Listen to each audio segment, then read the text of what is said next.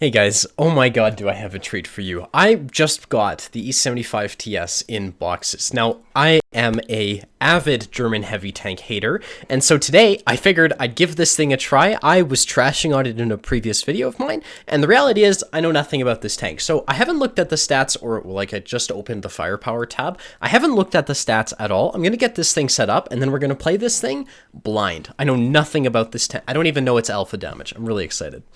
Brilliant. All right, so this is great. We're on the map Pilsen. Now, I think Pilsen is a fantastic heavy tank map, especially for something where you kind of know what to expect from the vehicle.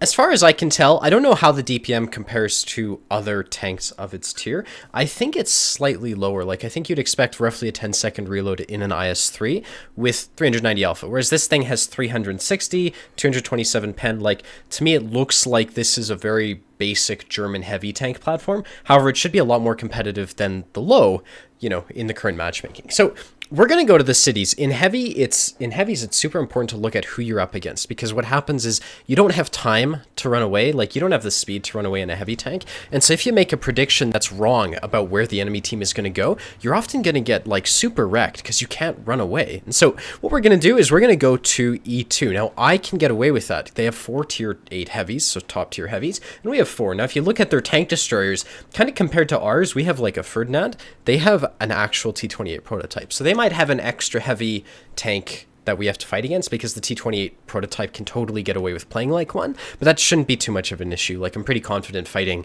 5v4. Generally speaking, I can come out of those on top. So what I'm going to do is I'm going to take the position I'm very comfortable with. Now, most people, and I think this is a mistake, they come to the right-hand side of this map. I don't like that, because from here, what you can do is you can kind of watch this angle, you can watch this angle, and you can watch this angle right here.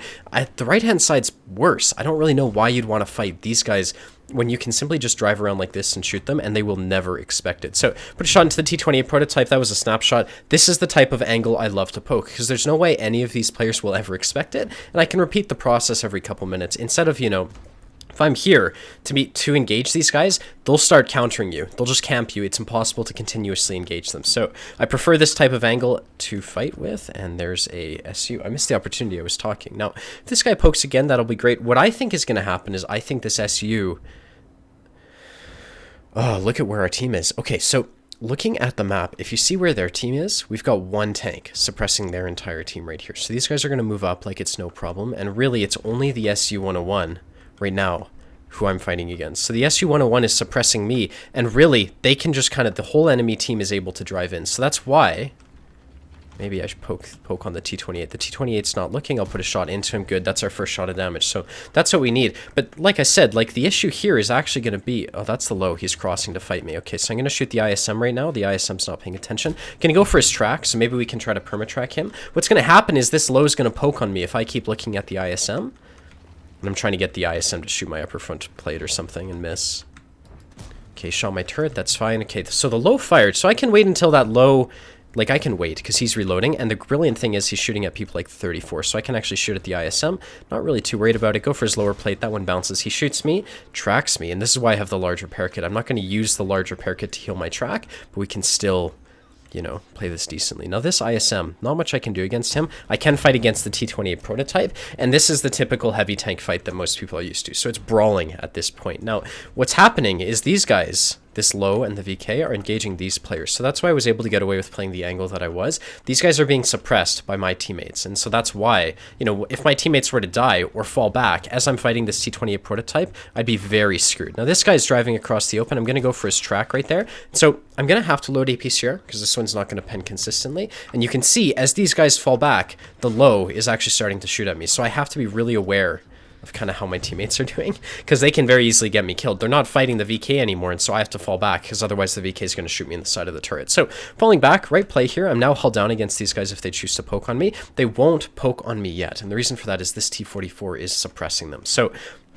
like, that sucks from my perspective, because I'm not going to get a lot of damage, but it's really hard to time it, because what will happen is the second these guys poke, the 5100 will poke, and then they'll fall back to shoot at the 5100 or not get shot or whatever. So If the 5100's pushing up, which he is, so 5100's playing that corner, I can now look to see if I have shots in the T28 point in his direction. That one goes in. Now that's APCR, so it's definitely going to be expensive, but you see I have to fall back because, you know, that 5100, he doesn't have the armor to hold the corner. He's probably not doing that, and you can see the low literally just drove into me because of that. So T34 is behind me. He was blocking me. Luckily, it didn't really cost me anything. And we're going to continue to brawl this out. Now, looking at the map, this is where you really have to analyze the map and see what's going on. They've got an RHM and a T34 coming in through the mid here, so basic counting skills imply they should win this, I think, because they're totally outnumbering us. Now, what I can do... I can't poke wide anymore. I can put a shot into the ISM. Now that one bounced because I've got worse ping, so it wasn't actually... I should have held the aim for a bit longer. If the ISM is going to push up, I've got a 2 seconds left on my reload. Put a shot into the ISM. So I went for the track right there because I want to see if I can kill this guy. And I think he'll repair, but I'll still get a second shot into him. So that's what we're going to go for. We'll see if he repairs. He doesn't, so we can put a shot into him. That one missed. German accuracy at its finest. We're just going to work on killing this guy. We want him to die as quickly as possible because this RHM, the Scorpion G, and so on are going to become a major challenge. So ISM repairs his track, we get a second shot into him. That's exactly what we need. Now, looking at the map, you see the Scorpion G hasn't been spotted for a while.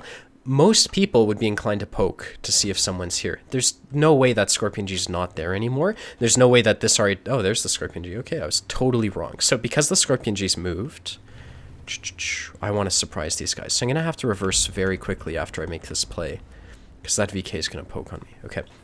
So because the 34 wasn't being aggressive, I wasn't going to drive further out into the open to deal with that. What I am going to do, though, is I'm going to turn around and deal with the Scorpion G and the RHM, who are totally flanking our team. So Scorpion G is going to come around this corner very aggressively, probably. You can see... Oh, he doesn't. Shit. That's going to get me shot. I'm just going to get my turret turned around, try to bounce that shot. I do manage that, which is perfect. The VK seems to be shooting HE, and you can see this is why you have to be really careful about relying on your team. It's like the 5100 left this corner. That allowed the low to move forwards and shoot me, and like... you really have to watch things when you're in heavy tanks, because you'll lose your HP very quickly if you don't. Now, with this VK... I want to poke on that 34, or I want to move up. Like, I want to do something right now. I don't think...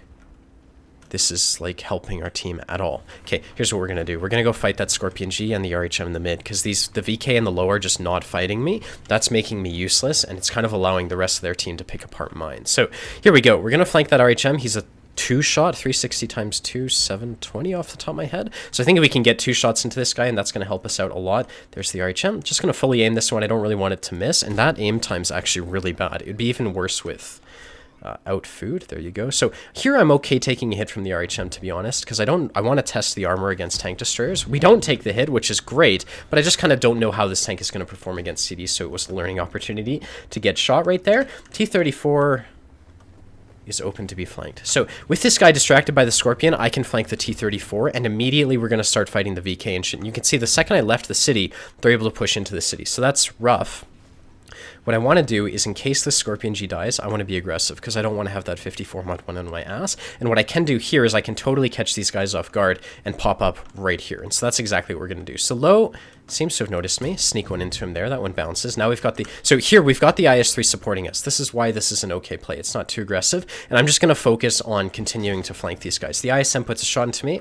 Definitely going to have to repair that because I want to maintain my ammo rack. And here, there's no way this low isn't camping me. So what I would do if I was this ISM is I'd poke on me again. So there he is. Put a shot in his direction. That one bounces off his side. And so here, I have to put this cover in between myself and the ISM as I engage this low. And really, I can just YOLO this low right here. He's definitely killable. So we've got food. We should reload way before he does. And really, what I'm trying to do, if he drives into me, he's got the advantage.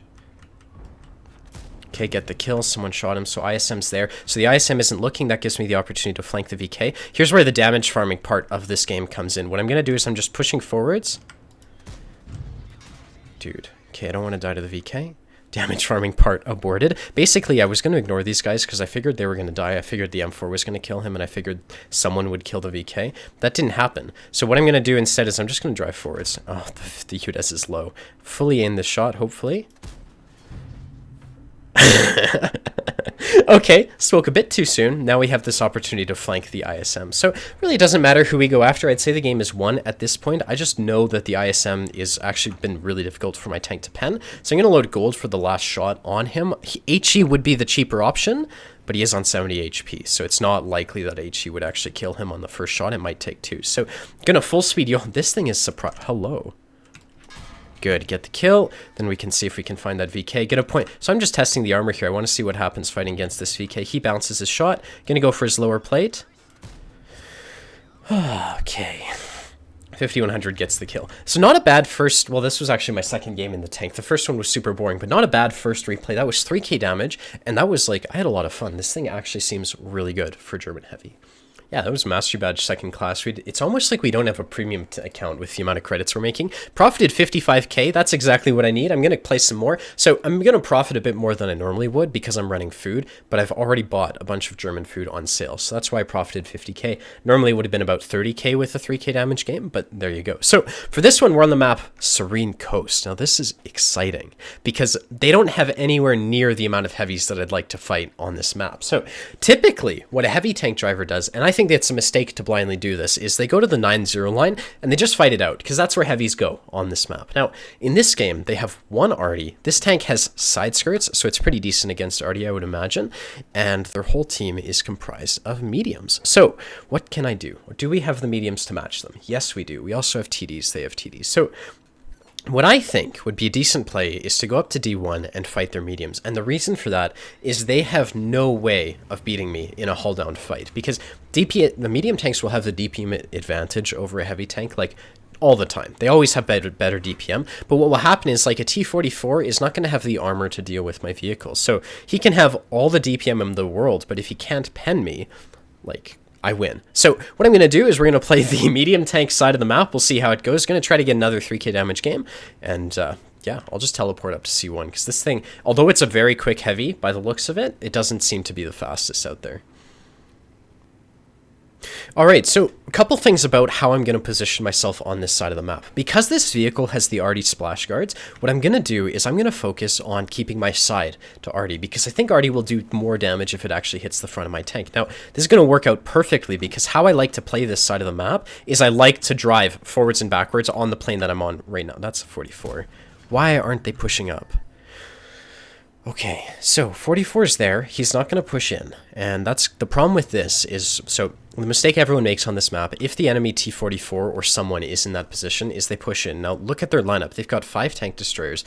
Where do you think those tank destroyers are sitting? They're going to be at A7, A4, and up here. So it's going to be really rough to push in because we're just going to get ourselves focused by arty. Now, what I'm not going to do is poke this ridge. It's going to get me shot by arty. So even though I have the arty splash guards by the look of it, like this on the side, I don't think it's decent. I can just look for shots on people like the M41, and here's a situation where I'd kind of rather let the STA, like tanks with actual view range, try to spot the tank destroyers, and from here we're going to use the accuracy and the gun handling of this gun to try to do well here. Now, looking at the map, it looks like these heavies are going to die, and then as the enemy team wins that side of the map, they'll die to the tank destroyers. That would be my guess, and this is exactly what we're going to try to do. So Charioteer's in the back, just like I said. We can put a shot into him. That's 360 damage, exactly an average roll. We've got 9 seconds left on the reload. Here I'm going to shoot for the Scorpion G, because there you go, the Charioteer's dead. And then after this guy, once I put that shot out, I am comfortable pushing in. Now, am I comfortable pushing in? Are we going to need me later in the... Do I need to stay defensive? Now, I'm going to shoot at this Scorpion G, I think.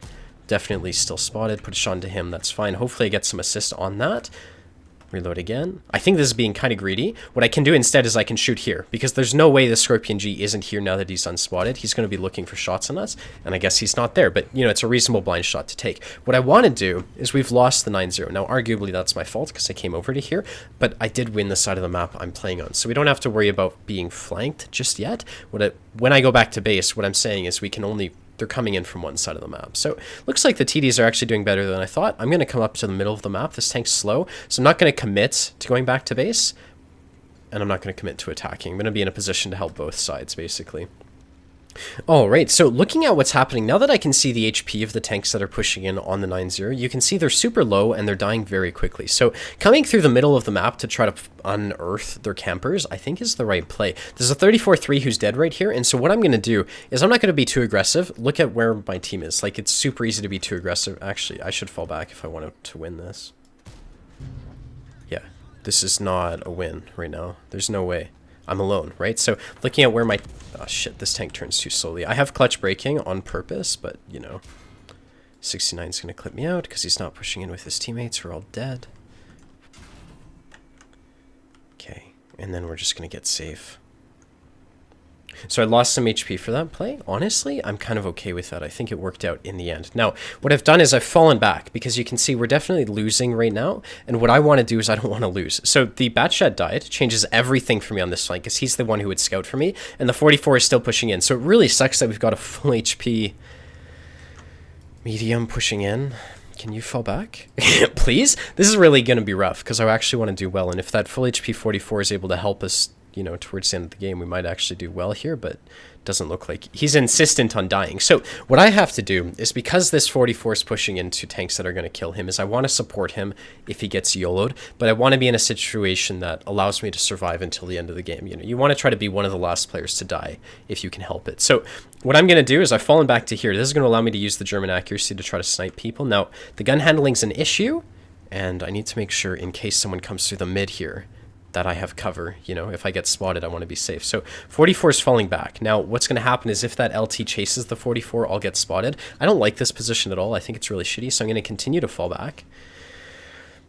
We're going to join up with our full HP Ferdinand. Perfect. Okay, so 44 is falling back. He's full HP. The Ferdinand's full HP. The STRV's full HP. We have a situation we can work with here because they should have a lot of low HP tanks. Once the Bulldog dies, I think it's going to be very easy for us to win. So what I'm going to, like, relatively, it's not easy, but it should be easier. So what I'm going to do is it looks like he might come through here. Does he? Maybe we can clip him. No, fuck. Am I spotted now too? Yeah, I am. Okay, so hopefully the STRV nails the M41. We're going to need that if we want to do well here. And I think I'm going to focus on helping this STRV. And really, I can do that from this position here. So this thing's nowhere near as quick as I'd like it to be. Nothing I can do about that. Scorpion spotted. Okay. I'm not going to hit him. However, if they start to push in, I think this is the position I want to be in. So one thing people don't realize about heavy tanks is they actually become really effective at range because a lot of tanks don't have the accuracy to aim for your weak spot. So a position like this is actually going to put me at a major advantage. The only problem with this position is the 44 gave up the entire one line, and so you'd expect tanks like the LT, the T44, Scorpion G to start flanking us, so that's rough. Dude, how did he lose? Oh, fuck. I have to fall back again, because this angle sucks. What you want to do in this type of situation is get to here, if you can.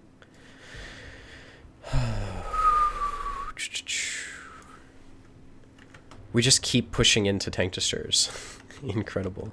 Okay, so from here I'm going to catch this guy off guard and just try to support my teammates. The enemy T44 didn't notice. Here I have to turn my tank around to try to save my HP to help keep my teammates alive. And it helps that my DPM's kind of on the lower side anyways, because I'm reloading, like I can afford to turn around. So this 44 is camping me. Good play to him. The LT432 is going to kill Artie. Going to try to nail this guy in the side of the turret. Manage that. Good. Our T44 is still alive. So the LT is going to become a problem as he begins to flank us. Like, he's going to flank me. Then he's going to try to circle me, and that's where my German heavy is going to have it rough. But really... Dude. There you go. Flanked by their entire team.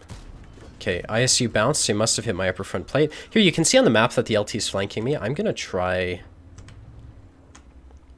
to just help my teammate here. Really, I don't care if the LT flanks me. I want to just keep my 44 alive. And 44 is in a really rough position. Can't really do anything about that. I'm not going to repair my tracks. I'm going to go for one more shot on this guy. Doesn't work, and this is where the LT is going to flank me. So looking at the map, you can see the LT is definitely flanking me. The STRV is not coming to help. He's dealing with the Scorpion. Fair enough, and they're on cap. So what I'm going to do is I'm going to try to round this guy. Why did he do that?